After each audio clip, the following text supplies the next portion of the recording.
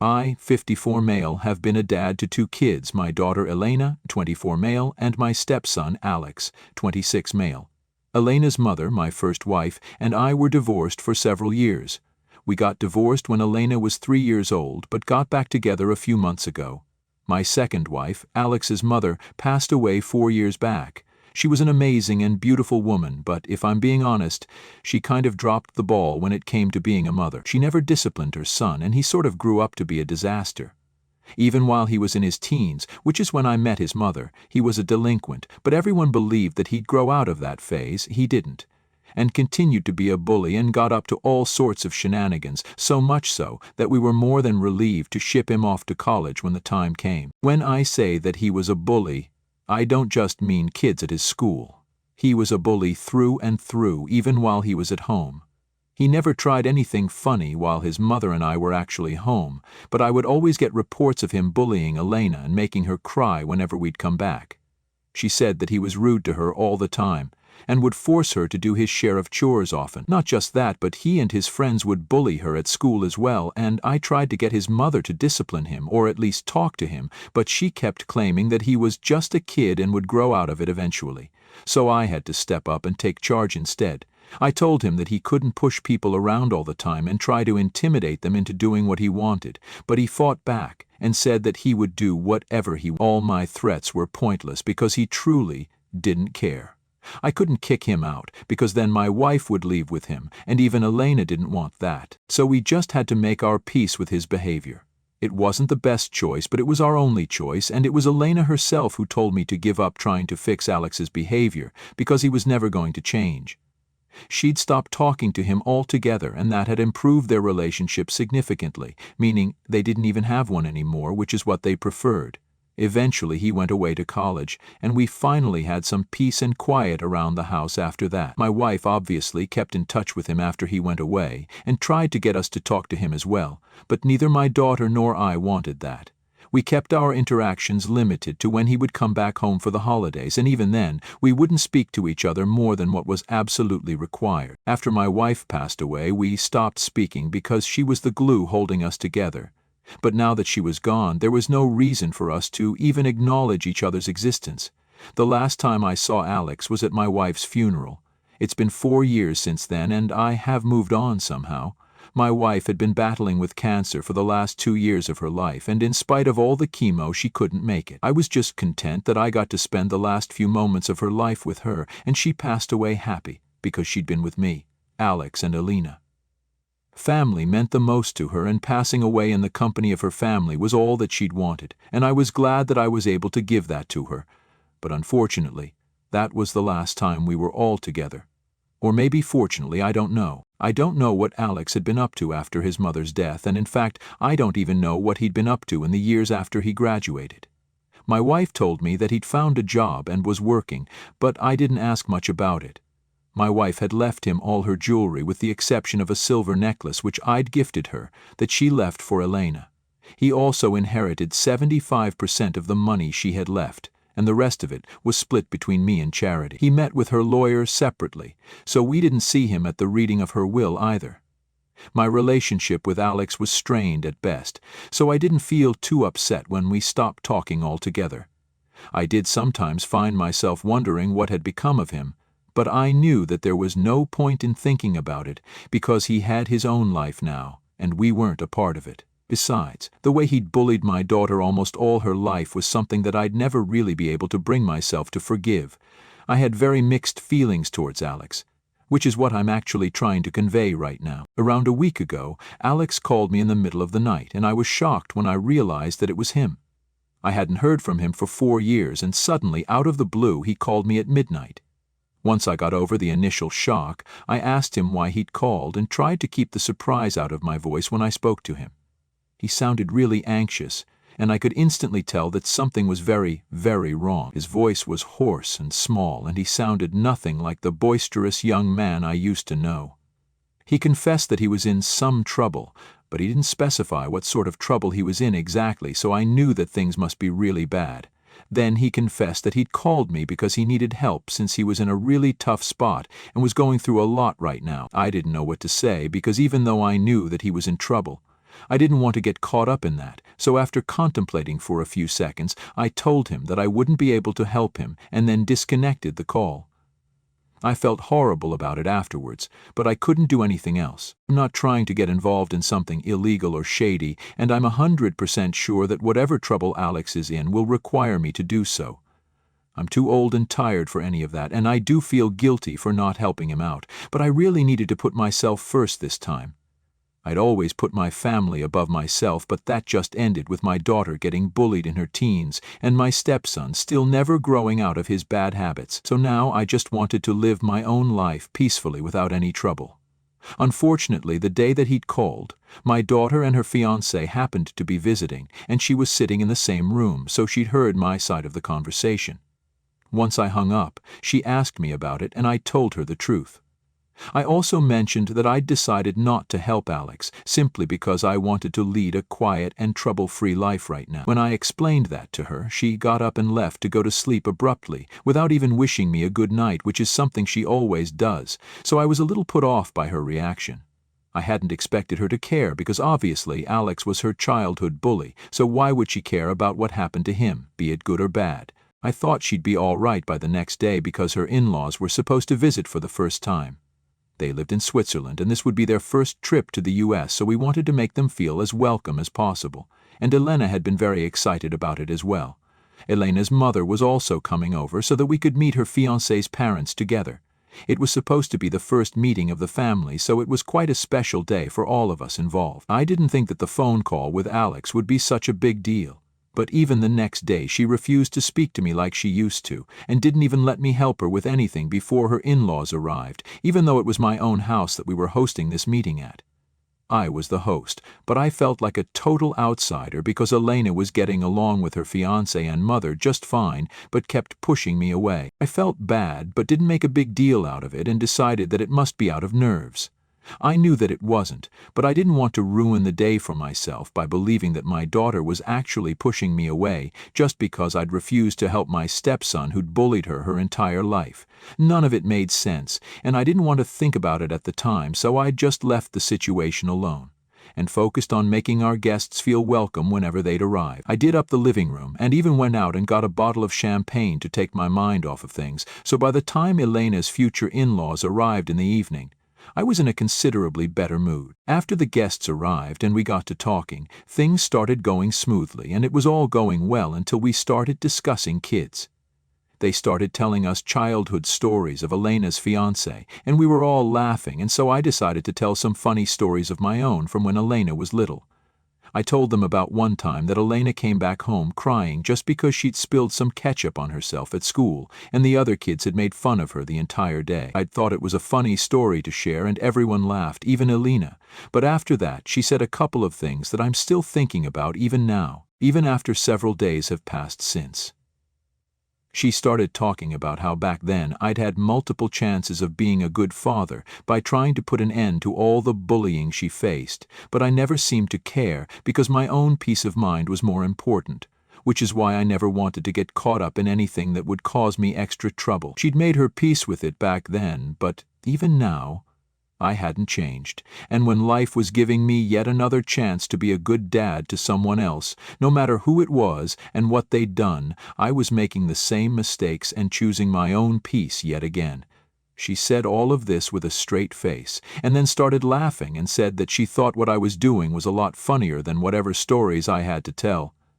Of course, that made everyone very uncomfortable, especially our guests, who didn't even know what she was talking about, but knew that whatever she was referring to couldn't be anything good.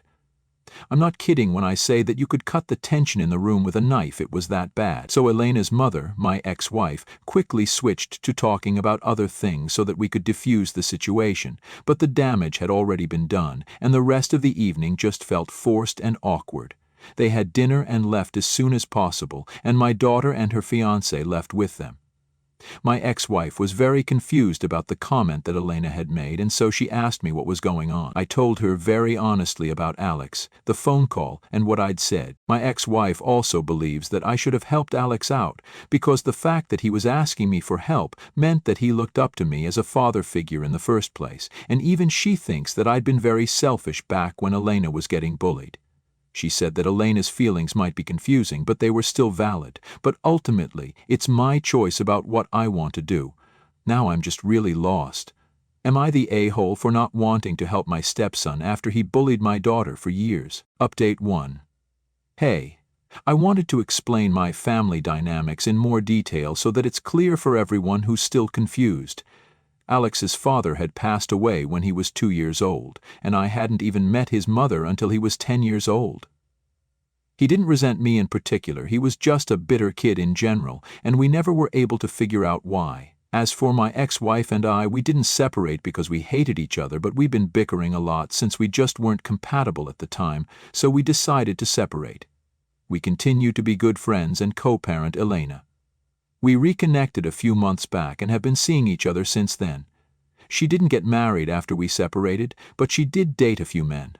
None of her relationships worked out, and eventually we found our way back to each other. This doesn't mean that whatever I had with my second wife wasn't real, or I was still hung up on my first wife when I was with her, just to be clear. As for Elena, she never had any issues with the co-parenting arrangement, and didn't hold that against me at all. She also loves Alex's mother, perhaps not as much as her own, but she is still close to her. I don't know why she's acting so strange now, but honestly, she never expressed any issues with whatever arrangement we had while she was growing up. I don't know where all of this is coming from all of a sudden, and why she believes that I didn't try my best to be there for her and prevent Alex from bullying her back when she was younger. I really did try as hard as I could, and I think I was able to reduce the bullying at the very least. I just feel like crap because of what she said to me, and it's like they can't even see that I tried my very best to balance all the relationships I've had to manage. All of this just sucks. Update 2. So I decided to speak to Elena about what she said, like a lot of you had suggested I do. I couldn't live with this eating away at me and then pretending that it was all fine just because her in-laws were visiting. I invited her home this evening and told her to elaborate on what she meant to say when she said whatever she said the other day. And we had a heart-to-heart for the first time in ages, which was much needed. I realize that now. She told me that her feelings about her childhood were all really messed up, and even she herself couldn't figure out where this bitterness and resentment was actually stemming from. She confessed that back when she was in high school and Alex would bully her all the time, be it in school or at home, she began to hate him and always believed that she wasn't doing enough. She loved Alex's mother, that was true, but she hated Alex just as much as she loved his mother, and back then, even though she never verbalized it, she'd actually wanted me to kick Alex out to teach him a lesson, no matter what the consequences of that would be. But then she didn't want my wife to leave, so that led to a lot of internal strife which she never told me about, because it was all just so confusing. As for what happened recently, when she realized that now I was refusing to help Alex out, she felt awful because she felt like I was choosing not to help someone who considered me a father figure yet again. In spite of her past feelings towards Alex, she's softened up considerably over the years because now that he's an orphan and literally has nobody else to look out for him, she thinks that I could help him out. She feels like she resonates with him in a very messed up way since even her childhood was weird and abnormal to say the least. The bottom line is, now, as an adult, she believes that I should do the right thing and help Alex out. Like Elena's mother also said, she thinks that if Alex looks up to me as a father figure, then this is the least I can do for the poor guy since he literally doesn't have anyone else. I think it's really mature on her part, even though she hasn't yet forgiven him. Neither have I forgiven him fully, but I do think I'd like to help him out. Besides, I don't think I'd ever be able to forgive myself if anything really bad were to happen to him. The fact that he'd reached out to me and I'd turned him away would eat away at me for the rest of my life if something unfortunate was to happen. He hasn't reached out to me again, but I'll call him back tonight itself. Update 3. I called Alex back a few days back, and thank God that I did, because he was in serious trouble. He'd sold off all his mother's jewelry to support his drug addiction and pay off gambling debts, and was absolutely broke after everything that he'd been through. He'd been living on the streets for the past few weeks because his landlord had evicted him after he couldn't pay rent, and was scavenging for food to eat like an animal. He told me where he was, and I drove there immediately to pick him up. He'd been living in an abandoned building with a bunch of other junkies, and was so filthy that I could hardly even recognize him when I saw him. He was also running a high fever and looked like he would collapse if he had to even lift a finger. I rushed him to the hospital without wasting any time, and luckily they were able to bring him back to full health in just a couple of days. We had the option of sending him to rehab, but I decided to take care of him myself because I couldn't imagine leaving him by himself again. He'd been a mean little bully back when he was younger, but now I just couldn't seem to reconcile that teenager with the emaciated man I saw in front of me. It was horrible to see him like that, but I was glad that I'd got to him before things got even worse than they already were. I hate to sound negative, but I really don't think he would have survived if I hadn't called him back when I did. I really am grateful to my ex-wife and Elena for telling me to help him out, because I wouldn't have been able to live with myself if something happened to Alex, no matter what our relationship in the past had been. And he's changed considerably, which is no big surprise. Grief does that to people. He's been really grateful to me and says thank you to me after everything that I do, even if it's something very basic. He'd been really quiet when I brought him back home and barely said anything apart from his thank yous and good mornings and good nights. That's all. But recently he's been opening up to me a little, and we did have a real conversation about what really happened to him after his mother's passing. In fact, we went back even further and discussed his behavioral issues when he was in high school and why exactly he was so resentful and bitter about everything. It was a difficult conversation, especially because he still seemed so out of it, but he wanted to talk about it and get it out of his system, so we did talk about it. He told me that he'd always felt like he was missing an integral piece of the family he wanted to have ever since he was a kid because he didn't have a dad. So when his mother introduced him to me, he finally felt like that void would be complete. But then he got to know that I already had a daughter and realized that come what may, I'd always put her first. That's where the resentment started, so he pushed me away, even though he did look at me as a father figure and hated Elena because he felt as if she was taking away his only chance at having a perfect family. And things only got worse with time, so he continued to isolate himself and push us away. After his mother passed away, he realized that he had absolutely nobody to call his own anymore, and that sent him into a depression that he couldn't deal with.